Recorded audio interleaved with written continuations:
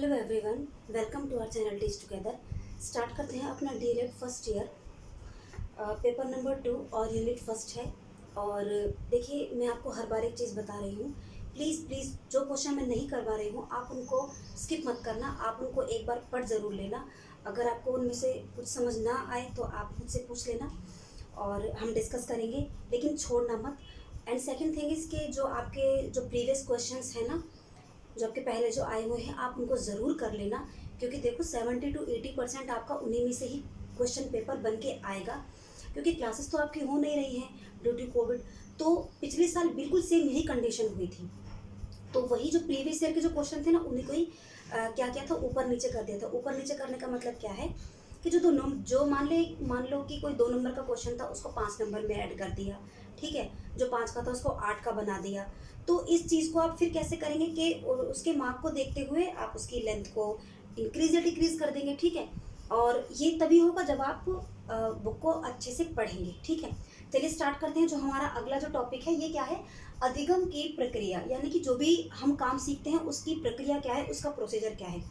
आप देखो, जो भी काम करते हो, कोई भी काम करते हो, उसका एक क्या बोलते हैं, एक लीनियर प्रोसीजर चलता है। लीनियर प्रोसीजर का मतलब क्या है कि यहाँ पर जो आपको 6 पॉइंट दिखाई दे रहे हैं, अभिप्रेरणा, उद्देश्य, बाधा, विभिन्न अनुक्रिया, पुनर्बलन और सामान्यकरण, आप इनको एज इट इज ऐसे ही लिखोगे। आप इन पॉइंट्स को ऊपर नीचे नहीं कर सकते, ठीक है। वो क्यों नहीं कर सकते, अभी हम डिस्कस करेंगे तो पता चलेगा। देखो, अभिप्रेरणा का मतलब क्या होता है, यानी कि मोटिवेशन। आप जब भी कोई कहीं पर हो तो अचानक से होता क्या कि आप किसी चीज़ को देखकर खुश हो गए। उदाहरण हम लेंगे अपने डीएलएड के डिप्लोमा कोर्स से। आपने अपने टीचर को देखा, अपने टीचर को देखकर आप बहुत प्रेरित हो गए, बहुत मतलब आपके अंदर एक एक एक जबरदस्त एक जिज्ञासा जगी कि वाह क्या प्रोफेशन है, यही जाना है। तो बस यहाँ से क्या हुआ कि आपको किसी को देख के अभिप्रेरणा मिल गई, आप मोटिवेट हो गए, ठीक है। तो देखिए क्या लिखना है इसमें, आप समझते हुए चलना। वह हर कार्य जिसे मनुष्य करना चाहे किसी न किसी अभिप्रेरणा से संचालित होता है। छात्र इसलिए पढ़ते हैं कि परीक्षा में पास होकर अच्छी नौकरी या व्यवसाय हासिल करें। अभिप्रेरणा ही उद्देश्य की ओर ले जाने का कार्य करती है। मानव जो भी कार्य करता है उसके मूल में किसी न किसी प्रकार की अभिप्रेरणा निहित होती है। व्यक्ति की बहुत सी आवश्यकताएं होती हैं जिन्हें पूरा करने के लिए विभिन्न प्रेरक उत्पन्न होते हैं।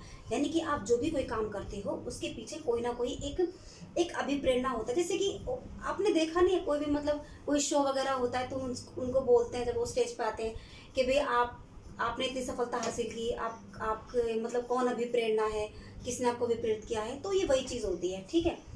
तो उसके बाद क्या है, जब आप अभिप्रेरित हो गए तो आपने उद्देश्य बना लिया कि हाँ अब तो मुझे टीचर ही बनना है, ठीक है। अब आपने यहाँ पर उद्देश्य बना लिया अपना। तो देखिए क्या लिखा है, किसी कार्य को सीखने का कोई ना कोई उद्देश्य होता है। मनुष्य का भी अपने आवश्यकताओं के अनुसार किसी भी कार्य को सीखने का कोई ना कोई उद्देश्य होता है। मनुष्य उस क्रिया को नहीं सीखना चाहता जो उसके उद्देश्य की प्राप्ति ना कर सके। अतः व्यक्ति का व्यवहार उद्देश्य ही नहीं होना चाहिए। वह अपनी आवश्यकताओं की पूर्ति के लिए व्यवहार करता है तथा उसका व्यवहार एक निश्चित दिशा की ओर केंद्रित होता है। यानी कि जब आपने देख लिया कि हाँ भाई अब आपको भी टीचर ही बनना है, तो आप क्या करेंगे, इस टीचर बनने के लिए आपको एक व्यवहार करना पड़ेगा। वो व्यवहार क्या है कि वो एक्ट करना है आपको, बेसिकली वो बिहेवियर दिखाना है कि आपको अब यहाँ तक कैसे पहुँचना है, ये कैसे इसकी प्राप्ति होगी, ठीक है। आई बात समझ में। उसके बाद जब आपने सोच लिया कि हाँ भाई तो टीचर बनना है, अब होगा क्या कि बाधाएं शुरू होंगी। बाधाएं कैसी बाधाएं, भाई मुझे पता चल गया कि मुझे टीचर बनना है। अब मैं सोचूंगी टीचर कैसे बनते हैं, इसका कोई कोर्स होता है क्या, कोई डिप्लोमा होता है क्या। अब आपको पता चला कि हाँ भाई कोई डिप्लोमा कोर्स है, क्या है।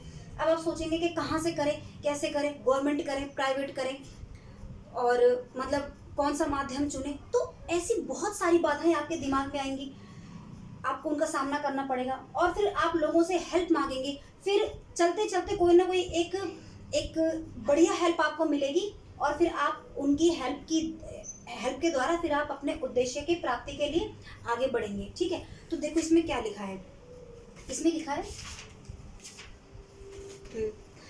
उद्देश्य की प्राप्ति के दौरान बाधाओं का उत्पन्न होना निश्चित होता है। इन बाधाओं की उपस्थिति में व्यक्ति अनेक प्रकार के संभावित व्यवहार करता है ना। तभी वे इसके पश्चात किसी उपयुक्त व्यवहार पर पहुंचता है। मतलब फिर उसको एक बाद में पता, मतलब धीरे धीरे व्यवहार करते करते उसको पता चलता है कि हाँ भाई ये चीज़ सही है, अब मुझे यहाँ पर एडमिशन लेना है और रेगुलर लेना है या नॉन रेगुलर लेना है, क्या ठीक रहेगा, क्या सही रहेगा, तो उसको एक तरह सफिशियंट एक नॉलेज मिल जाती है, फिर उसमें वो आगे बढ़ता है। आगे क्या लिखा है इसमें, उपयुक्त व्यवहार होने पर इन बाधाओं को नियंत्रित फिर किया जा सकता है। फिर जैसे आपको पता लगे कि हाँ भाई आपको इस दिशा में जाना है, तो फिर वो बाधाओं की समाप्ति हो खत्म हो जाती है। फिर आप क्या करते हैं, फिर आप उस पर काम करने लग जाते हैं, यानी कि विभिन्न अनुक्रिया करते हैं। तो देखो क्या लिखा है, बाधाओं को दूर करने के लिए तथा परिणाम स्वरूप अपने उद्देश्य तक पहुंचने के लिए विभिन्न अनुक्रिया करता है, लेकिन सभी अनुक्रियाएं सही नहीं होती। उद्देश्य को अर्जित करने के लिए वे कुछ विशेष प्रकार की अनुक्रिया करता है।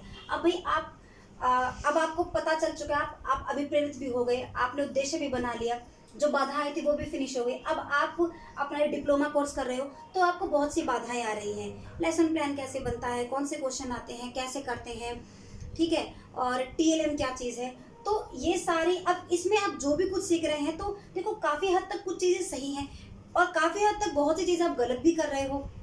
आ रही ना बात समझ में? तो जो ठीक चीज़ है उनको आप अडॉप्ट कर लोगे, और जो गलत है उनको आप फिर छोड़ दोगे। तो यही है वो विभिन्न अनुक्रियाएं। और इसके बाद क्या है, पुनर्बलन। पुनर्बलन का मतलब क्या होता है कि जब आप काम कर रहे हो तो करते करते एक समय ऐसा होता है कि आपको लगता है कि नहीं हो रहा, नहीं होगा, तो उस समय पर होता क्या है कि आपके जो घर के लोग होते हैं, आपके छोटे भाई बहन, बड़े भाई बहन होते हैं, आपके टीचर होते हैं, समाज होता है, ये आपको इन्फ्लुएंस करता है, ये आपको बल देता है, यानी कि पुनः बलन देता है कि आपको हो जाएगा। अब ये उद्देश्य प्रेम पूर्वक वाला भी हो सकता है, ये उद्देश्य डंडा भी हो सकता है कि समटाइम आपने होमवर्क नहीं किया तो आपको डर है कि भाई आपके टीचर आपको खदेड़ देंगे, तो ये भी पुनर्बलन ही होता है कि मतलब आप काम कर रहे हो, आप काम की स्पीड को रोक नहीं रहे हो, और यहाँ पर एक बाहरी बल आपको काम करता है। और जरूरी नहीं है कि सिर्फ और सिर्फ बाहरी बल, कभी कभी आप खुद से अंदर से भी इतने मजबूत होते हो, भाई आपने सोच लिया कि भाई मुझे टीचर बनना है तो बनना ही है, तो यहाँ पर आप खुद को पुनर्बलित कर रहे हो, आप खुद को रिइंफोर्स कर रहे हो, ठीक है। तो देखो इसमें क्या लिखा है, पुनर्बलन के अंतर्गत वे सभी क्रियाएं तथा तथ्य आ जाते हैं जिनसे विवश होकर विद्यार्थी को क्रियाएं करनी पड़ती हैं, चाहे वो अध्यापक का आदेश हो, स्वयं की इच्छा हो, बड़ों के सम्मान तथा सामाजिक मर्यादा से प्रभावित होकर जो कार्य किए जाते हैं वे सभी पुनर्बलन के अंतर्गत आते हैं, ठीक है। आगे ना वही बात, फिर उसके बाद क्या है, सामान्यकरण। आपने इतना सब कुछ करने में जो भी बाधाएं आई, मुश्किल आई, या फिर जो भी अच्छा हुआ बुरा हुआ, उन सब चीजों को आप यहाँ पर फिर क्या करेंगे, जनरलाइज करते हैं। यहाँ पर एक तरीके से आपको क्या हो जाता है, एक्सपीरियंस हो जाता है चीजों का, ठीक है। यहाँ पर आपको एक्सपीरियंस हो जाता है, आप बता सकते हो कि क्या सही है क्या गलत है, आपको यहाँ पर क्या नहीं करना चाहिए था और क्या आपको आगे करना है, और जो क्या था आप उस चीज को और बेहतर कैसे बना सकते हो, आप अपने पिछले ज्ञान में एक नए ज्ञान को कैसे जोड़ सकते हो।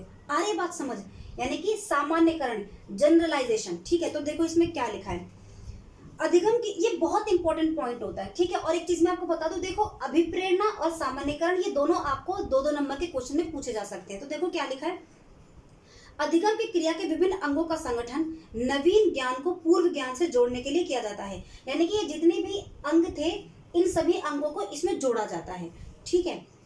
जब तक पूर्व एवं नवीन ज्ञान को जोड़ा नहीं जाता तब तक क्रिया संपूर्णता प्राप्त नहीं करती, यानी कि जो आपका पहले का ज्ञान था और अब यहाँ तक इस लास्ट पॉइंट तक आते आते आपने क्या सीखा, कहाँ आपकी नॉलेज आके रुकी है, अगर इस चीज को आप सामान्यकरण इसका नहीं करेंगे तो फिर ये चीज अधूरी रह जाएगी। इस प्रकार व्यक्ति नवीन सफल प्रतिक्रिया का पहले सीखी गई क्रियाओं का समन्वय स्थापित करता है, यानी कि जो उसने यहाँ तक आते थे जो सीख लिया है और जो यहाँ ऊपर जो उसने भूल जो की है, इनको वो भलीभांति समझ लेता है, जान लेता है, ठीक है। फिर क्या है, इसे नवीन ज्ञान का पूर्व ज्ञान से जोड़ना भी कहते हैं। तो जो आपने नया ज्ञान जो अर्जित कर लिया है और जो पहले का जो ज्ञान था उसको जो आपने जोड़ के देखा कि क्या क्या था, कैसे रहा था, तो इसको हम क्या बोलते हैं कि नवीन ज्ञान से पूर्व ज्ञान को जोड़ना भी बोलते हैं। ऐसा करने से नवीन प्रतिक्रिया उसके ज्ञान का एक अंग बन जाती है। और कहीं ना कहीं ये जो सामान्यकरण होता है, ये जैसे कि एक सिक्स, ये जो पूरा इन सब का बोझ ये ढो रहा है ना, ये 6 पॉइंट, तो ये रियलिटी में भी होता है। आई होप आपको समझ आया होगा। कोई दिक्कत हो, परेशानी है तो आप मेरे को कमेंट बॉक्स में बता सकते हैं, और इस प्रश्न से जुड़ी हुई कोई भी समस्या हो वो भी आप मुझे बता सकते हैं। तब तक के लिए आप अपना ध्यान रखिए, अपने घर वालों का ध्यान रखिए, और thank you and good bye.